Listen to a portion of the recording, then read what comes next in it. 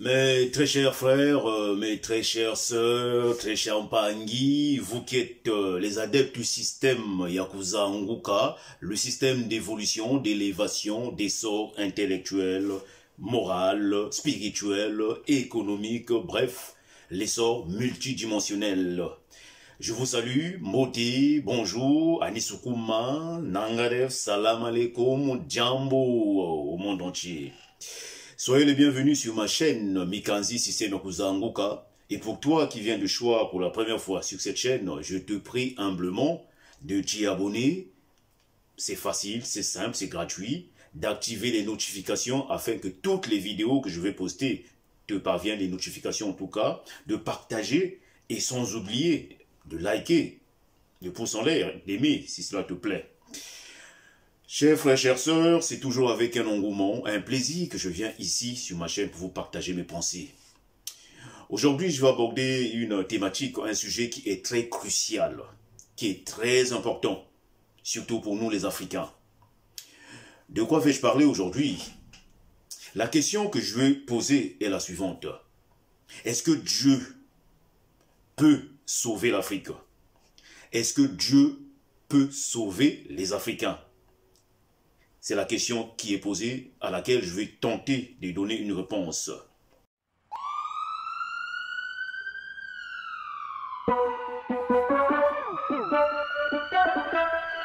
Système Yakuza Nguka.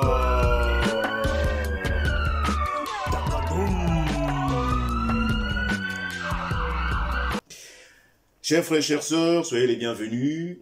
Dieu tel qu'il est pratiqué, la religion de manière générale.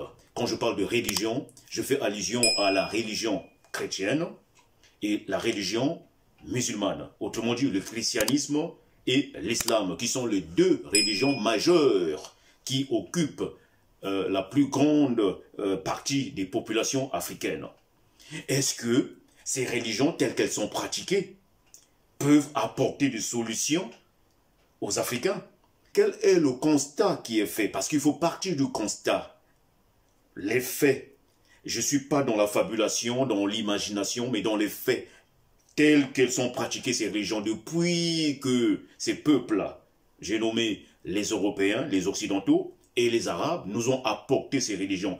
Qu'est-ce que ces dernières ont apporté de meilleur, de mieux que nous n'avions pas avant leur arrivée?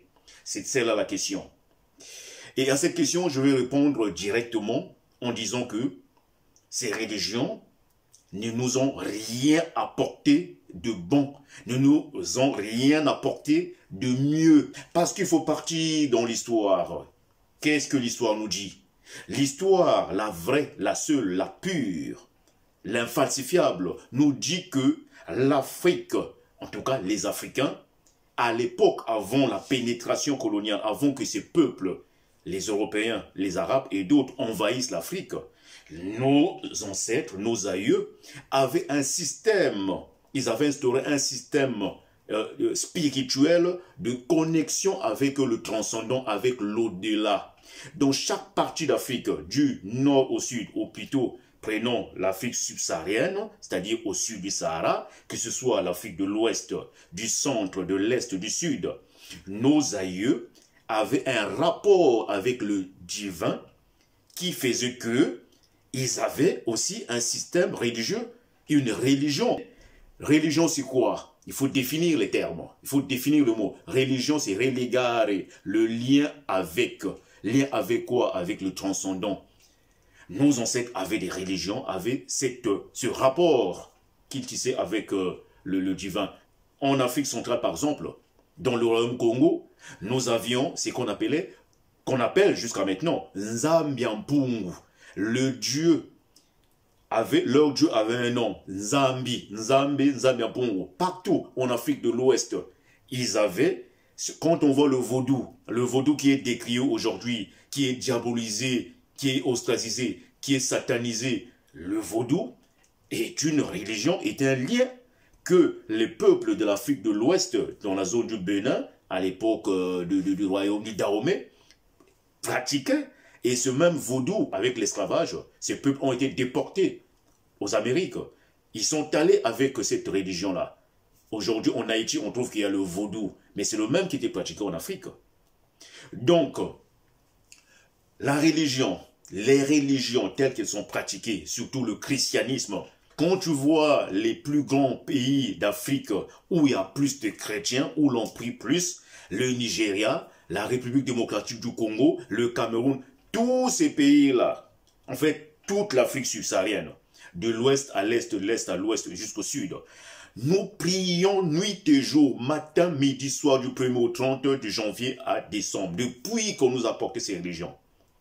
Chers frères, chères sœurs, regardez les dérives dans les églises dites de réveil, qui sont des églises de sommeil, des églises dans lesquelles on acculture l'homme africain, dans lesquelles on aliène l'homme africain, avec des pasteurs véreux qui sont mus par la part du gain. Vous voyez comment ça se passe? Des gens qui parlent dans des langues bizarres qui ne sont même pas des langues. C'est qu'on appelle la glossolali, babababa, glagagaga, didoudoudoudoudou. Des gens qui, lors des cérémonies, les dimanches, recueillent de l'argent, volent le bas peuple. Ils s'enrichissent. Et ce n'est pas que dans le christianisme. Et même dans l'islam. Ici, s'il vous plaît, chers frères, chères sœurs, je ne suis pas en train de fustiger ces religions. Je ne suis pas en train de dire que ce sont des religions qui sont fausses.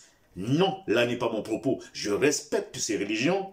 Le christianisme, l'islam, le judaïsme, toutes les religions, je les respecte. Je ne suis pas en train de cracher dessus pour dire que c'est de la fausseté. Pas du tout. Mon propos est le suivant. Est-ce que ces religions, parce qu'il faut partir dans l'histoire, est-ce que, d'abord, elles ont été installées en Afrique de manière pacifique, par la magie du Saint-Esprit, par l'Esprit divin?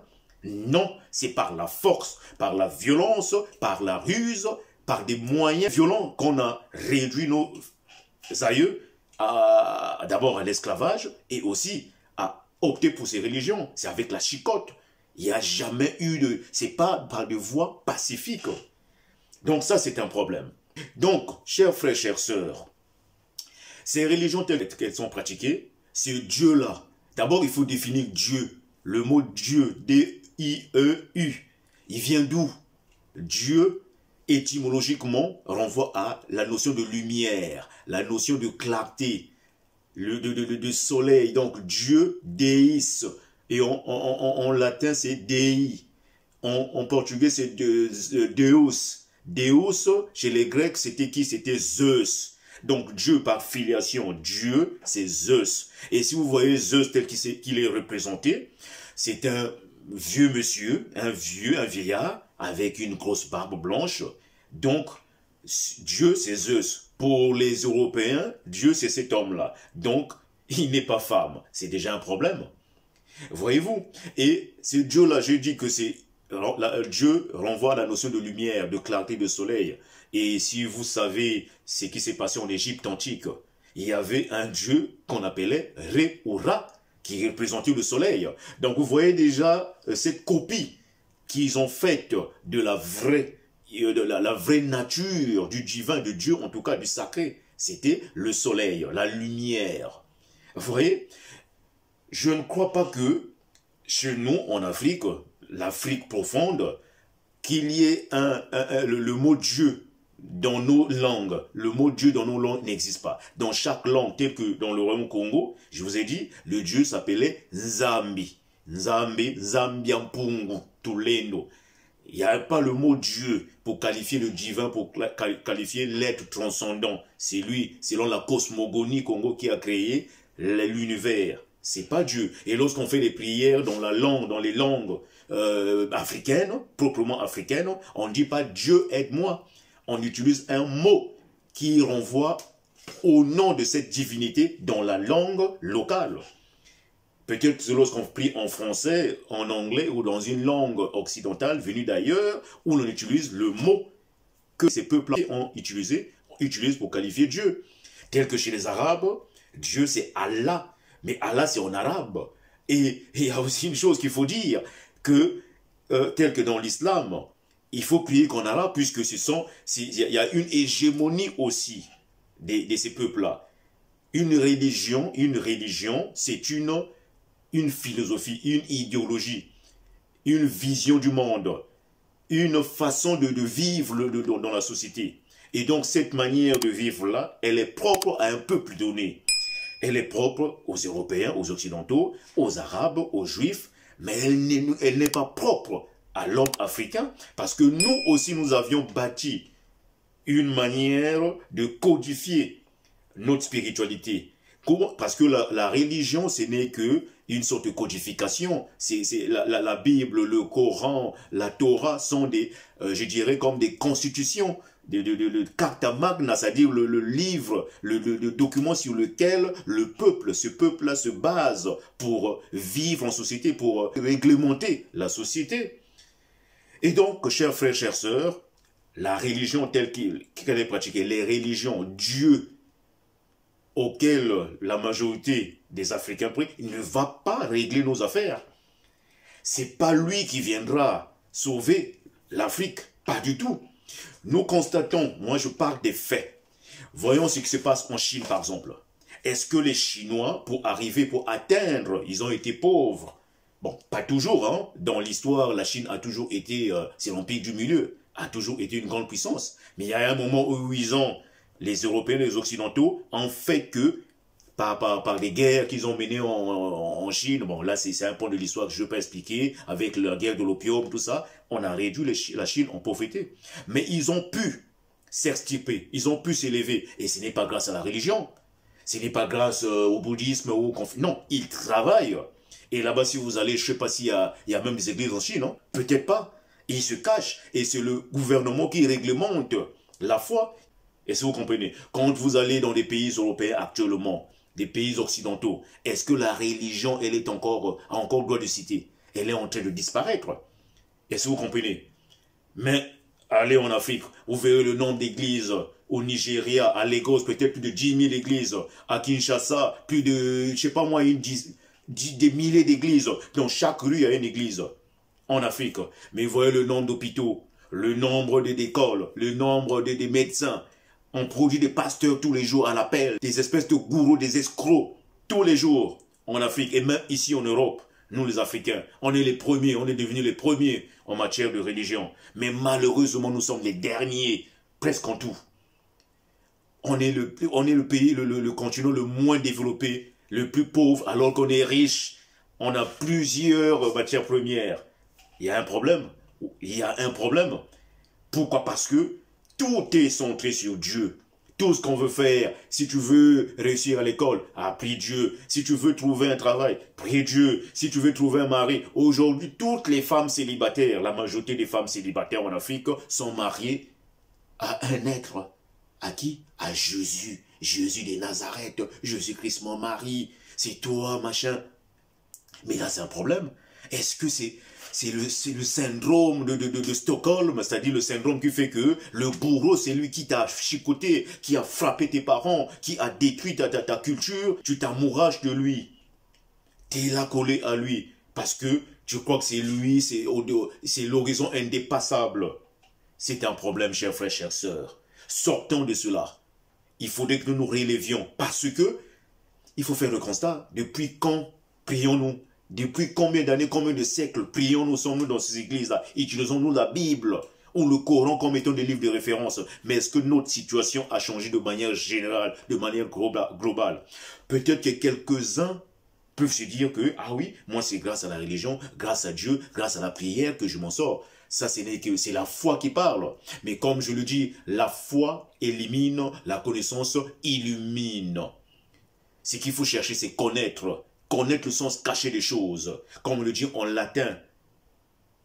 Il y a un proverbe, un aphorisme, une maxime latine qui dit « Felix qui potuit rerum conocere cosas ». Félix qui potuit rerum conocere cosas. Heureux, bienheureux, la personne qui a pu pénétrer le sens caché des choses. Heureux celui qui découvre, qui pénètre la quintessence des choses. Donc, cherchez plutôt la connaissance. Et la connaissance n'est pas que... Je ne dis pas qu'il ne faut pas lire tous les livres, les Bibles, le Torah, le Coran. Ça, c'est une littérature. C'est le reflet d'une histoire donnée d'un peuple à un certain moment, à une certaine période de l'histoire. Mais ce que je vous demande, c'est vous ressentez d'abord sur toi-même. Cherche la lumière en toi, personnellement, individuellement. Parce que le salut, il est individuel. faut pas suivre la meute comme un mouton de panurge. Ce panurgisme-là, c'est cet effet de pavlovisme, hein, le réflexe de Pavlov. Il faut pas suivre la meute. Chacun doit trouver des réponses en lui. Et aussi, en les trouvant, les répandre à l'humanité, surtout autour de nous. Donc, le combat à mener pour nous les Africains, pour nous les Kémites, est celui-là. Nous départir de ces religions-là, parce qu'elles ne nous apportent rien. On continue à faire le travail du blanc, le travail de l'oppresseur à sa place. Voilà, les pasteurs, tous ces pasteurs véreux-là, des voleurs, des va-nu-pieds intellectuels. Donc, voilà le message que j'avais à délivrer aujourd'hui. J'espère que vous m'avez compris.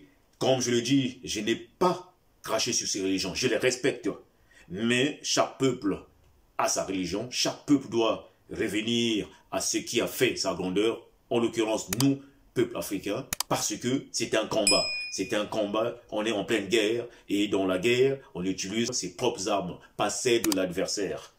Vous comprenez? Voilà, je le dis, c'est toujours dans le système Yakuza Nguka, système Yakuza Nguka, système Yakuza Nguka. Takadoum.